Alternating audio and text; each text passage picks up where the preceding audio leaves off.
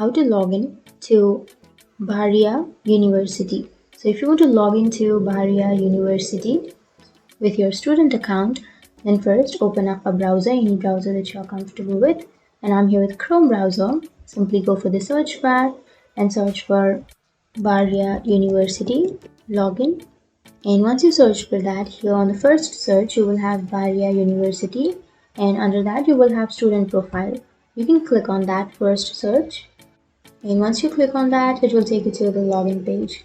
So to log in or to sign into your account, first you need to enter your enrollment. So you can simply enter your enrollment, and then you need to enter your password. And once you enter your password, you need to select your institute. So simply select an institute that you're in, and then you need to enter your role. So if you are a student, then choose student, and if you're a parent, then choose the parent. And once you enter your information, you can click on sign in. But if you don't remember your password, then you can go for forgot password so that you can reset or recover your password. But if you remember, then enter your password and then click on sign in. And once you click on sign in, it will log you into your Bahria University. So that's it. That's how you log in. And if you have any questions, feel free to comment below. Thanks for watching.